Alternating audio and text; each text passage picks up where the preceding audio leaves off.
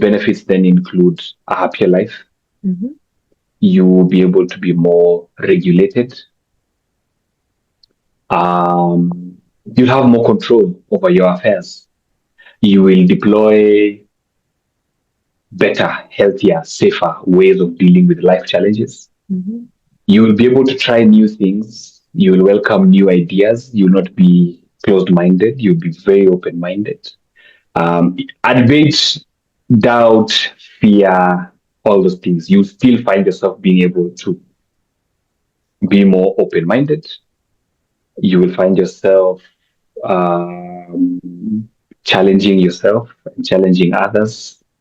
You will make better decisions. You're more alert. Change your friendships. Oh man, that's a big one. Mm-hmm. That's a big one. You realize that there are some friends, you now be able to categorize friendships. Mm-hmm. There are friends for fun, there are friends for watching sports, for example. There are those for drinking, there are those for business, there are those for wellness. Very few people will be able to encompass all of it. Mm-hmm. There are some who can, and if you get those people, that's a blessing. Mm-hmm. Oh man, if you get those people, even if they can do 70%, yeah, that's a big blessing. You leech onto those people. Don't let them go. Mm-hmm. Yeah. You allow them in as you let them in as well. Yeah. So it's a two-way street. Yeah. So I just say that, it's the best gift I gave myself in the beginning because of my personal history. So it's not to be the same for everyone, but because of my personal history regarding childhood trauma, coming from a place where I had depression at some point, I had anxiety at some point. I was in relationships where there was emotional abuse, for example.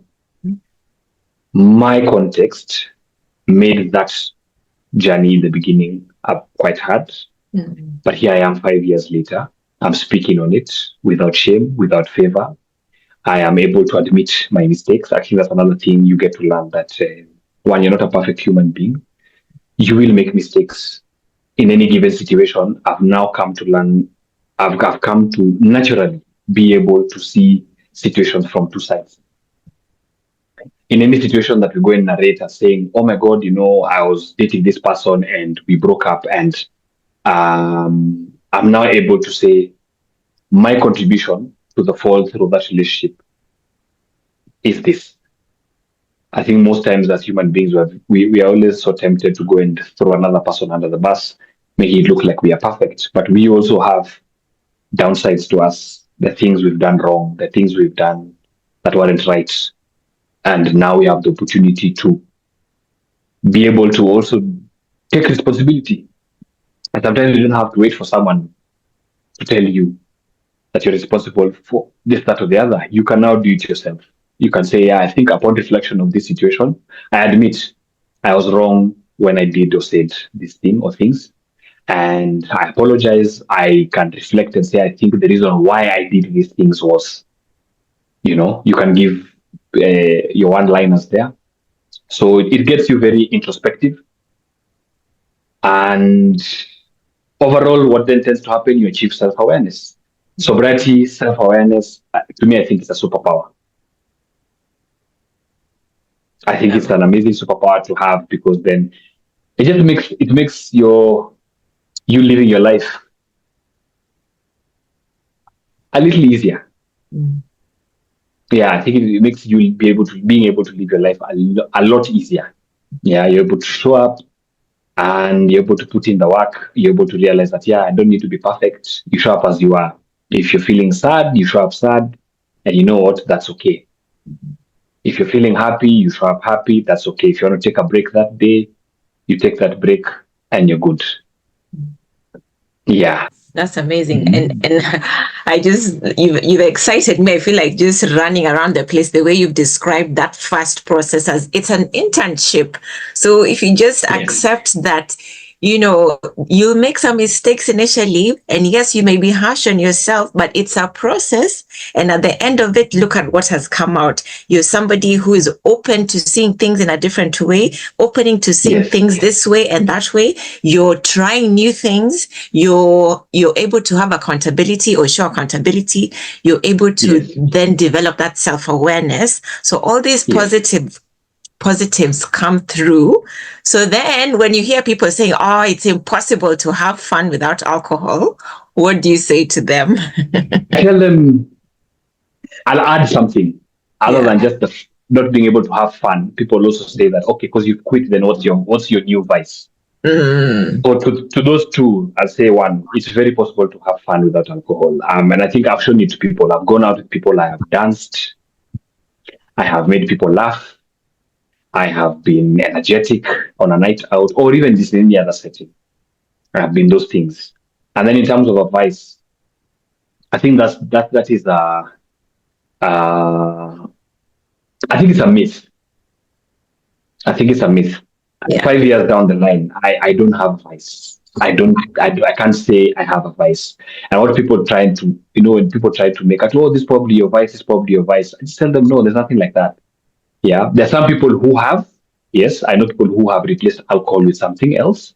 And that is personal to them, but it's not the status quo. The people who have gone against the grain and are living a normal life, So the same goes for us.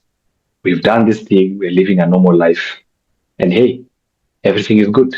Yeah. So I think to them, I just say,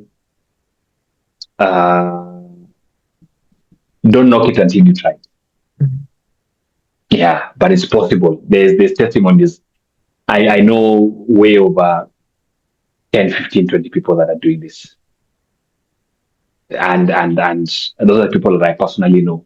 So you can imagine, for me who knows the 20, each of them, if that to even bring in two people, already that number is quite big. So I think don't knock it until you try it. It's possible.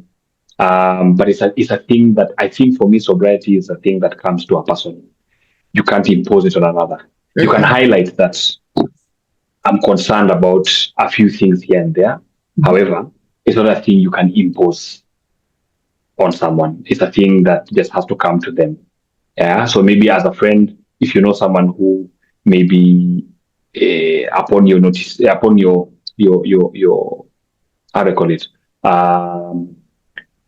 So if you notice someone's behavior or character has changed because of alcohol, rather than talking about the same with other people, find a way to tell this said person, the person in question, find a kind way, a respectful way to tell them, to make them aware of what you have noticed.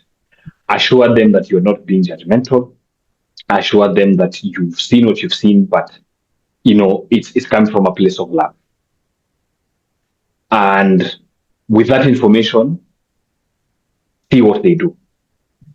If they are willing to tap into resources that will help them be better, address why it is that they are leaning into drinking more than anything, that's good. Then you can guide them, but it has to be a process that they own first. You can't come in and take over. It's them to own it. It's them to steer this ship.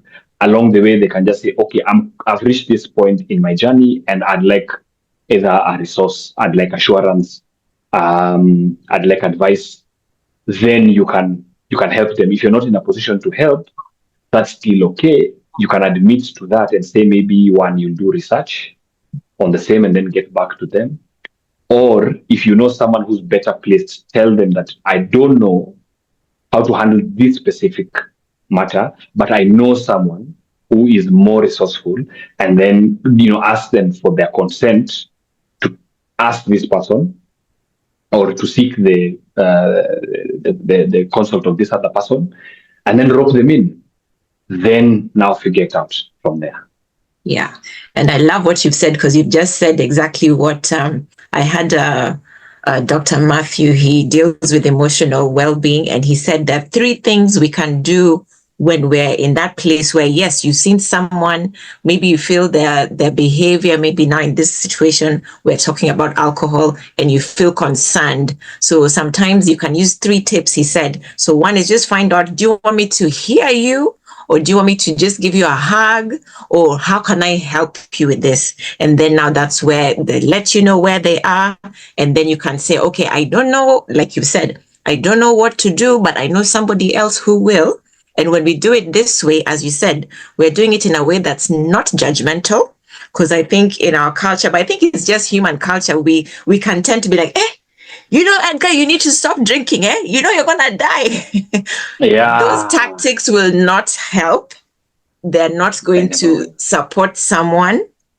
So we need to be supportive in a healthy way, in a non-judgmental way, and just be there, just listen. So I love that you said that. And then you mentioned like these 10 or 20 people who are in this same journey with you. And yesterday I was watching Olympics, and the commentator was saying there's comfort in community. So how important is community when you get on this journey of sobriety?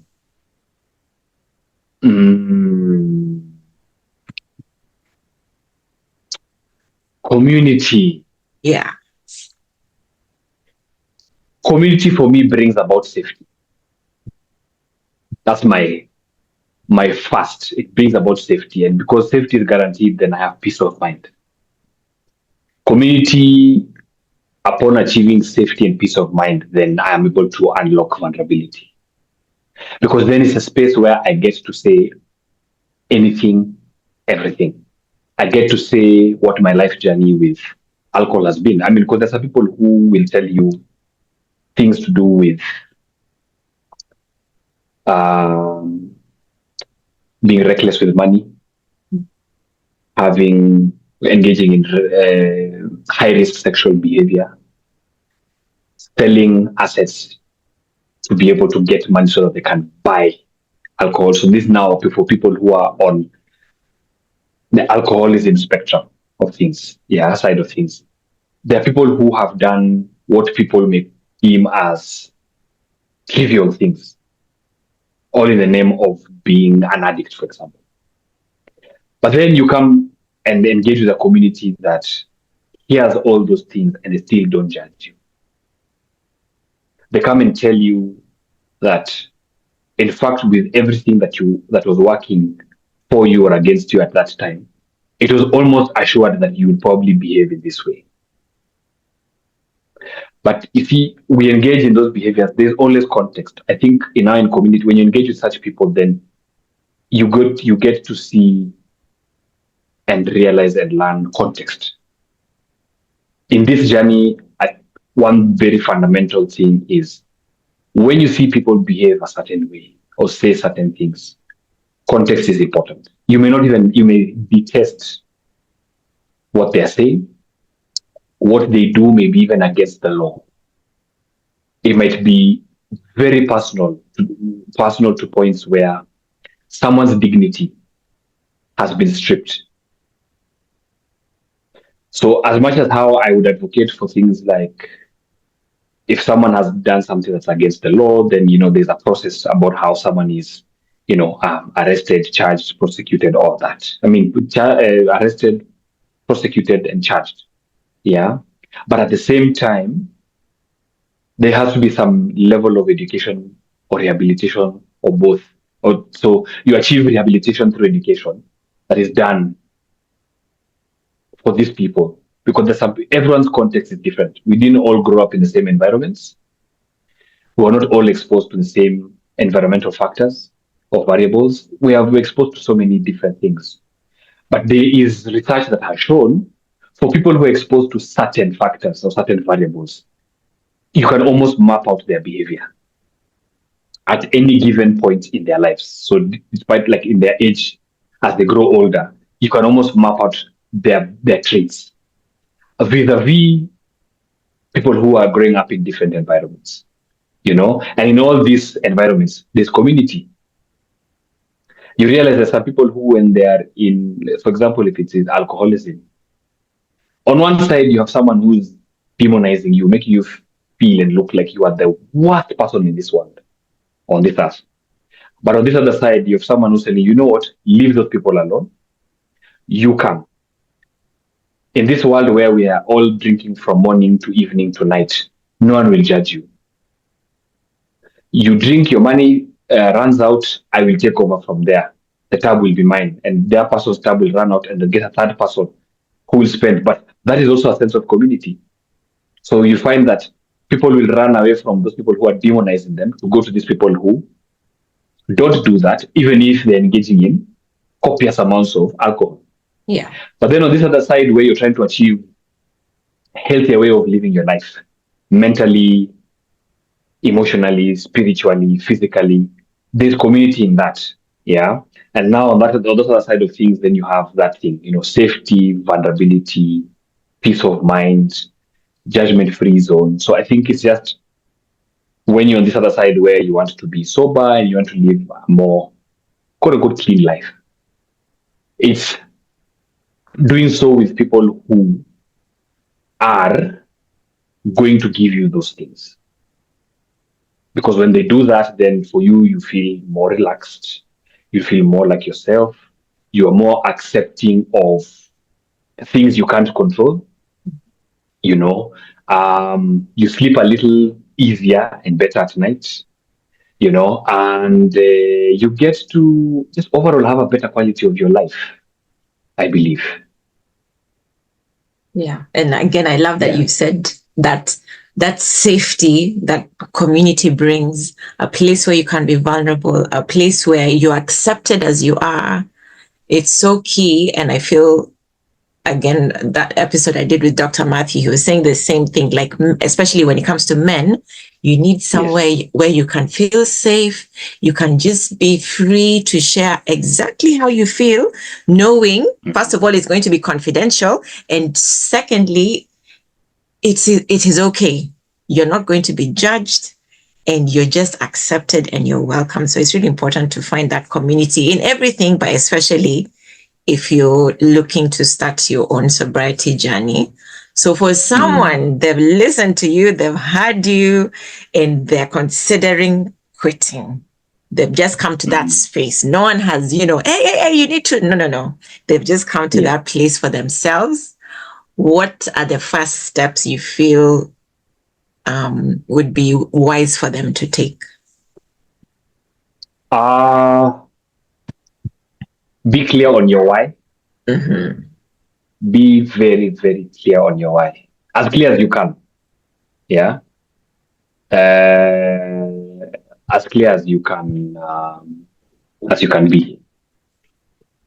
Number two is don't go about the journey alone.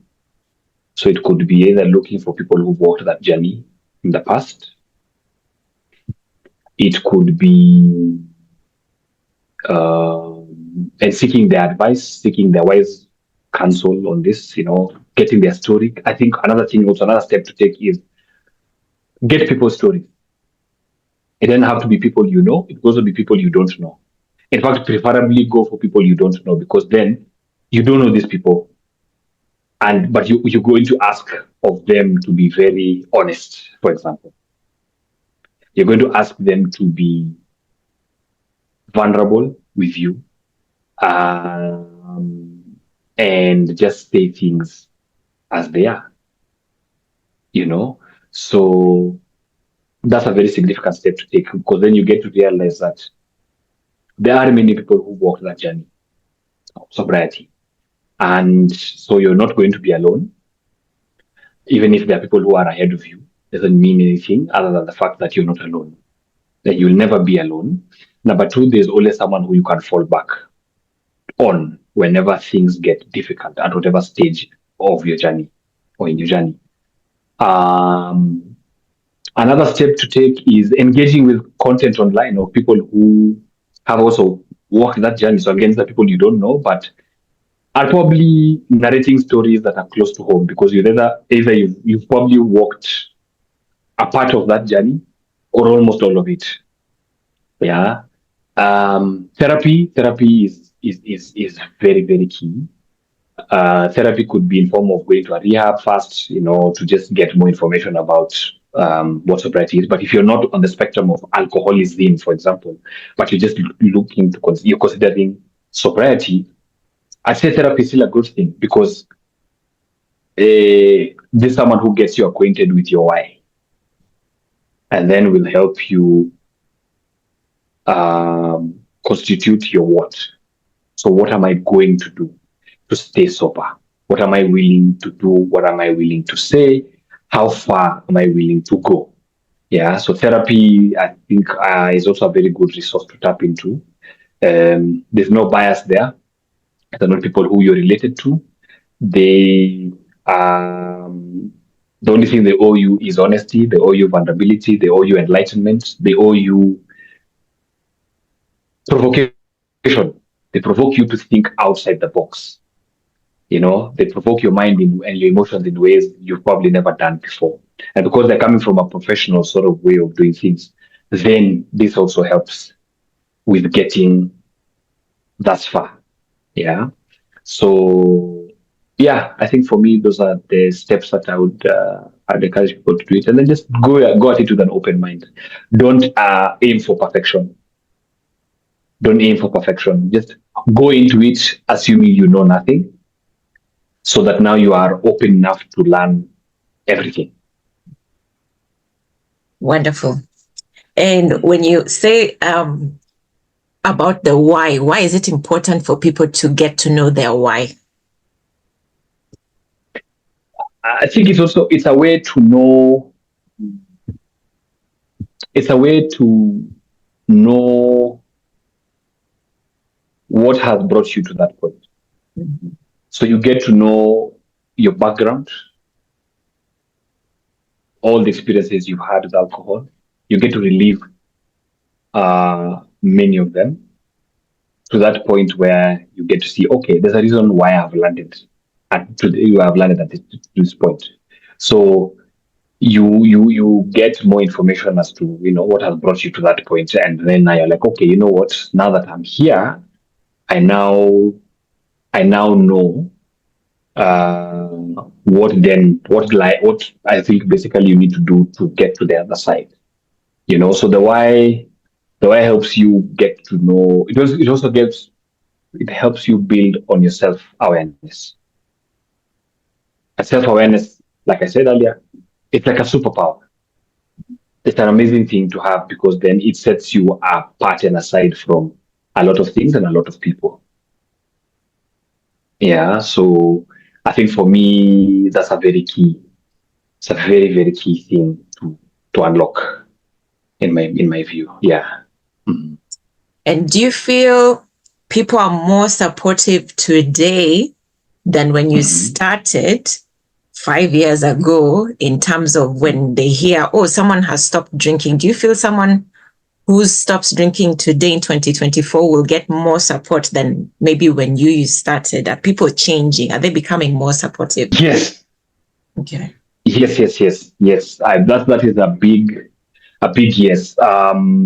What do you think has changed to make them more supportive? People are more talking. People are talking about. Mm-hmm. People are talking about sobriety more now than they were before. It's less.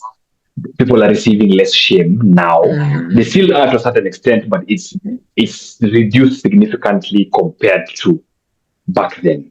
Yeah. So now then we have, and that is because of either things to do with public speaking engagements where people give testimonies in person. You have therapy being, a thing that a lot of people are tapping into. You have life getting harder, so to speak, and has forced people to then come out with, okay, I can't hide the fact that I am going through a difficult period in my life. And then you realize that, oh, by the way, there's 2, 3, 4 other people who are going through the same thing and are coming out with, what the experiences are. Then your podcasts, your live events, your families that have maybe gone through trauma in the sense of they have a loved one who maybe suffered significantly and they've come out to be advocates for the same cause of, guys, my loved one suffered, and they suffered to a great extent. So that other people don't have to suffer the way our person did, we are advocating for people to talk about this more, because there's reasons why people are landing into situations where they are struggling with substance abuse to whatever extent. Yeah. So yeah, I say that's probably what I'd respond in terms of that. For someone, let's say I know someone who is on their journey, they've decided they're gonna stop drinking. Yes. What can I do to support them? I think one, if you want to support them, make it known. Make them aware that you want to support. Yeah. Be very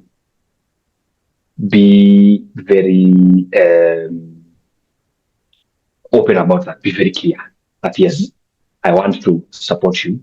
Ask them for consent. Would you mind if I also came in to support you in this journey? Be intuitive. I think a lot of times don't always wait for that person to come to you and say, I need. Sometimes I think learn the person who's going through what they're going through, so that you can sort of sometimes preempt the needs that they have.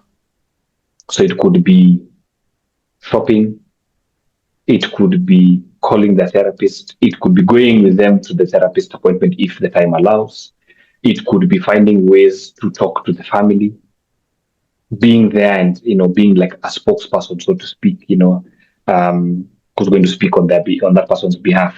Maybe through you can deliver that message better, because sometimes there's some people who in their journeys they've burnt so many bridges that their own families would not think that they're being sincere in any way.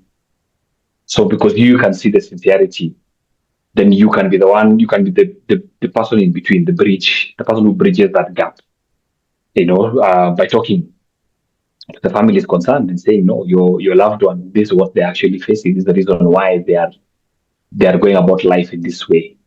So I think that's another very key thing to do in terms of support. Yeah, being ahead of things, being available, but also you being available also deems you to be. You sort of come to a mutually agreed decision or roadmap on what support looks like, and to what extent you're willing to support. So I think also be very honest about, you can only support to this extent. And that's your part. And there's nothing you can do about it as of now. It can always be revisited later if you can take in more. But if you can't, that's what it is. Be open, be honest. Where you need to be firm, be very firm. Yeah. If you need to take certain tough decisions, take those tough decisions unapologetically, but explain. I think every move you make, even if it is not going to be received very well on the other side, explain your why. Yeah, so you still maintain that you love this person, you care for them, you can considerate of them, you are willing to go above and beyond, but your above and beyond also has a limit. If you see them messing up to points where they are not listening, they are messing up more, there's more distraction, then you also have to invoke some firm decisions or firm ways of addressing these things with these people, so that they know that, hey, if it's, let's say, you and I know that Tracy has her limits. So at any given one point in time, there's a change in how she's engaging with me. I should not be shocked. I should be able to see that coming. Yeah. So I think, top of my mind, that is something that I would share. And I love at the beginning how you shared your mom, when she found out you had drunk at a young age, her approach was to educate you. And I think you said it helped you. So for parents who find their young teenager or their young child has gotten into alcohol, what advice would you have for them? Yeah. I think as much as how you not be very happy with your child, I think More importantly, find out why. Find out the why. Find out what got them into that situation in the first place. That is something that is so important, because through finding out that why, you will then be able to address the situation better. You'll be able to educate as opposed to rushing to sharing your disappointment and your anger towards them. So it's not to say you don't have a right to feel those things, feel those emotions, but I guess communicate the same emotions in a very strategic way that first has your child being able to realize their mistake, confess to it end to end, be assured of safety upon confession, and then assurance of confidence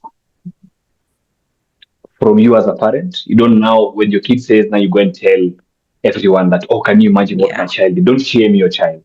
Keep it confident. And then number 5, then you'll be able to, when you're giving the advice, you'll be able to have your advice being listened to and being taken seriously. Because more importantly, you want your kid to not drink because it's wrong, because they're not of age to do these things, and you want changed behavior. So for you to realize changed behavior, then your approach has to, from the start, has to be spot on. Even if you come in with, I know more than you, I'm older than you, the kids of these days don't listen to such talk. They already know you're older, but they also know that you're not an expert. It doesn't mean you know everything. You only know what you know, and that's about it. Yeah.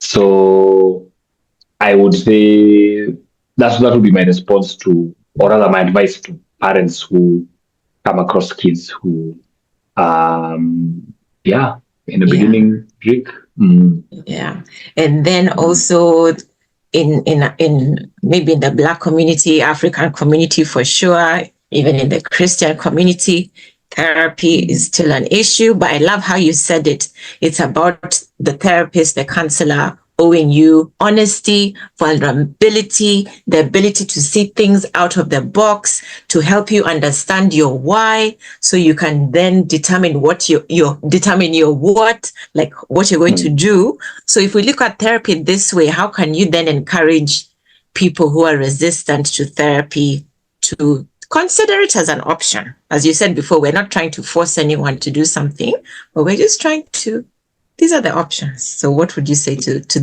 people who are resistant to therapy for whatever reason? I think for me, it would be, I think you don't have to spend so much time and energy trying to convince them. I think it's just to make them aware. Make them aware. Resistance is part of, it's a normal reaction amongst us as human beings to things we've never tried before, even if these things are scientifically proven to be good for us. But I think it's just asking them that I accept that now you may not be willing to get into therapy. However, I still encourage you to do so for the following reasons, and then give them those reasons. And then I think after that, it's sort of step back, so that you all you have to do is plant the seed, then step back and let them marinate on the information you've given them. The hope is that they will consider, re-engage you, and ask, okay, please point me into the direction of where I can, sort of seek these services. Yeah, so I think for me, that would be the approach that I'd use, so that it on both ends doesn't look like there's no tension. There's no tension, cannot even exist in that. That's okay. I accept that you look at it that way. Yeah. Give me a few minutes to also just share with you what I know about the same, and then after that, I would step back, and then the person now can make an informed decision. Or for listeners who are struggling with difficult emotions, as you said, at the moment, people are struggling with so many things, different things. What are some ways that you can share with them on how to deal with difficult emotions, loss, and things like that? There's no clear formula. I think it's literally a minute to minute sort of situation, or minute by minute sort of situation. Yeah, I no one can predict sometimes how the next hour will look like. We don't even know how the next 30 minutes will look like. We can speculate, but we don't know for sure. So I think it's just at any given point in time, however it comes to you, is give yourself learn what it looks like to give yourself grace. And I think saying it is one thing, but practicing it is different because a lot of people don't know how to give themselves grace. So it's this self-talk of I will be fine. Mhm. I'm okay, but I'm not okay now, but I know I'll be okay soon. So that kind of sort of positive reinforcement of it's not the end of the world right now. It's just really bad right now, but it's not a forever situation. It will get better at some point. Yeah. So patience also is a big thing. And then another thing to learn to practice is not wanting to immediately get in control of everything, trying to make sense of it and gain control so that you feel better. Sometimes it's let the messiness come, allow for it to come the way it will come, as long as you're in an environment that is safe for you to be that way. And then once things simmer down, you get to be okay, so that you sort of in the beginning, because it's new, it will be strange, it will be difficult, it will be uncomfortable, but as you keep doing the same thing, it gets better, it gets easier to do. It's like, I recognize it, become familiar. So you recognize what it is you're facing, and you will already know that, I know I faced this before, and I knew I came out okay. So you know what, it's fine. Then you sit back and you let whatever season is passing to come and go. And then after that, you just get back to your normal self. And another big thing for people will be that guilt, like you said, the guilt, the shame after you've drunk. Maybe you said you didn't want to drink, but what's the best way to deal with the guilt and the shame and those feelings of, oh, I feel so worthless? What's the best way to deal with those? I think first of all, just being around people who don't see you that way, I think is very key. So that means, of course, you to be vulnerable with these same people who then come and tell you that, regardless of how you look at yourself, they still see beauty. And them constantly saying that. So the people don't have to believe it in the beginning, but they need to at least be made aware that this is actually a truth. They are a beautiful human being. They are becoming of someone or people who are going to be amazing in this world. Um, Another thing would be therapy. Again, therapy. Um, the therapist then gives you tools of how to overcome shame, how to overcome guilt. They also normalize the fact that that is also a very normal experience for human beings to go through in such situations. Mm-hmm. Yeah, it's not anything abstract, it's not anything abnormal, it's very normal to go through. There's reasons why you face those emotions, but then now they're not emotions that then stay with you, stick with you forever. These are emotions that one can get past. So then this therapist can help you get past those things. Another thing is listening to testimonials.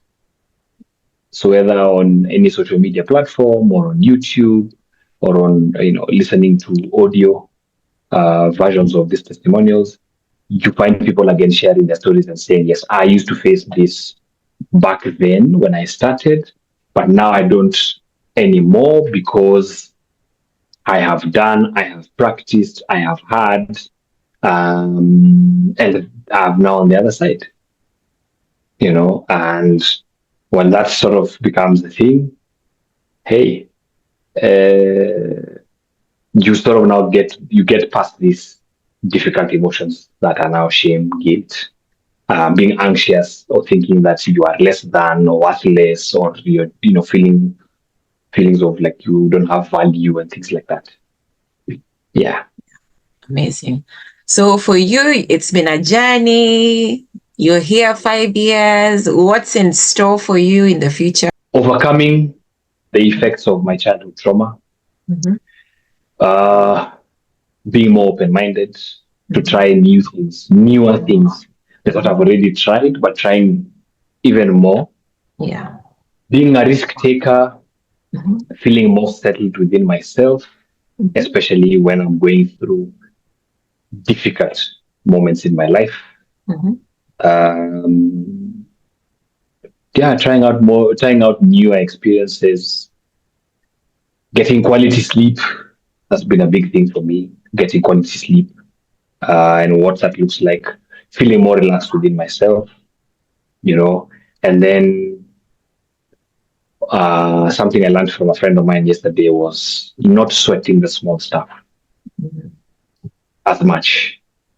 Just okay. It's happened. It's fine. It's happened. It's fine. It's happened. I'm just more accepting of what has happened, and then getting into either I sit and relax until the moment passes, or do I have to just deploy something different, uh, so that I can get a different result. Yeah, and this realize that things don't go according to plan all the time. So you could start off on a course this way, but then the route changes and you have to go this other way. And you know what? That's just what it is. And just Mhm. accepting that and forging on. Yeah, I said forging on. Yeah. Any Mhm. projects, any plans you have coming that you'd like to share with us? Then, and how can people follow you and just connect with you if they choose to? Okay. So confession is that I took a break from podcasting for a bit. Nothing personal. It's just Mhm. schedules were conflicting with the co-host that we had. Mhm. So I'm looking to getting back to podcasting. The podcast that we were doing is called Naked Ego Podcast. We're looking to get back to that. Number one. Number two, um, people can follow me on Instagram at jamlekjj. That's JAMLEKJJ. And then I have. I'm getting into farming. I'm going to Okay. be growing mushrooms and to Nice. grow oyster mushrooms to start with, and then I'll get into button mushroom because that one is a bit more technical. And then I also would like to grow a couple of vegetables as well that are in demand. Then the bigger farming project that I want to get into at some point will be poultry or eggs. Nice. Yes, so those are Okay. the upcoming projects that I have. And then, of course, just going on with the self actualization journey, my self Mhm. awareness journey never stops. I keep Mhm. learning new things about myself every day. I keep being challenged every day. Mhm. So I'll still forge on with that as well. Yeah. Excellent. Mhm. Thank you so much, Yeah. Edgar, for sharing. I know people will be inspired, they've learned, and I love that analogy of the internship. I am taking that with me because Internship. it's so Thank you. fitting, it's so real. It just sums it up very nicely. It's an internship. You don't know, but you will You don't learn know.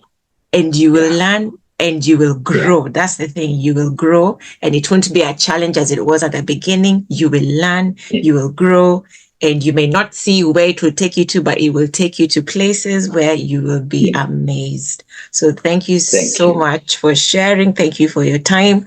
I wish you the very best in all your Thank you. projects. And of course, as you continue to grow in yourself, and especially as you're also going through the grieving Yeah. process, I hope that will also be gentle to you and continue to be gentle to yourself. So thank you so much. Thank you very, very much. Thank you for the time. Thank you for this platform. I think it's been nice to share this with you. So for anyone who will come across this, I hope that they will learn a thing or three or 10. I encourage anyone to listen to this and feel free to drop in comments, to drop in direct messages to me personally, or through you then to me, to keep this conversation going, because more importantly is not to have this kind of story and then keep it to myself. It's one of those stories that you share with anyone and everyone, and then you open the floor, because now this is how we build a better community, a healthier community, a more proactive one that is geared towards wellness, because I'm a big advocate for wellness. So this is how we start. So let's now just keep it on. And then for other people who also have their own stories, I think it's for them to come to platforms like yours and share. Yeah, to Absolutely. share, or even in their individual, Yeah. if they have individual platforms, whether it's an Instagram page, a YouTube page, or all the above, TikTok, is to go on those platforms and share what a day to day looks like for people who are going through whatever they're going through. It helps people don't realize how much those things help many other people out there. Yeah, they really do. And so I'll put in the description, I'll put your Instagram details, and then they can connect with you. As you said, they can send a message to you, or if you want to send a message to me, I'll get it to Edgar. But yeah, I'll share the details in the description. And yes, let's keep this conversation going. And speaking on that, as always, my goal is to get people in action. So stay tuned for the action part of the podcast.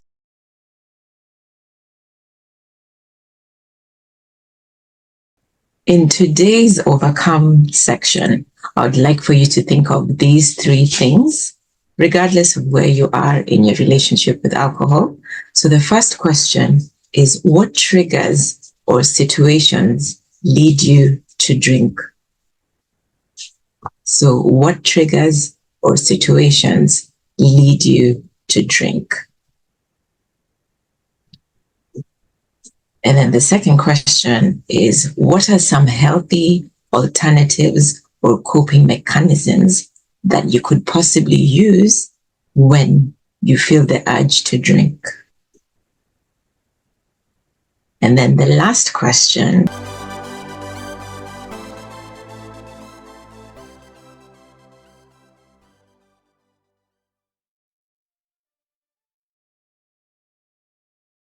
and of course, for extra support, there will also be an alcohol action pack to help you in your relationship with alcohol. It will give you tips and practical guidance on how you can continue your journey with your health in relation to alcohol.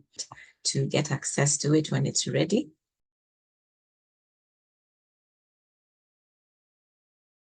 and you'll get access. Once again, thank you so much for watching. I hope you've been inspired by the episode. It's been such a phenomenal one.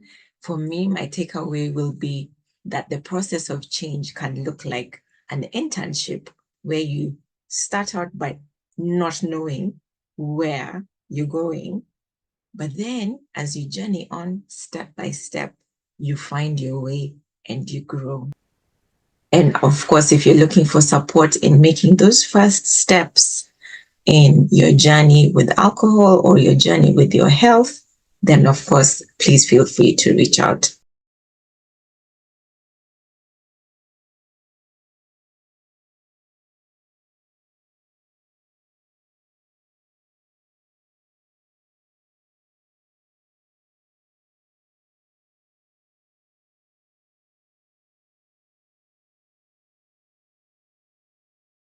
So if you like this episode, don't forget to like, don't forget to subscribe, and don't forget to share. Thank you once again for tuning in. I look forward to seeing you on the next episode. Take care of yourself.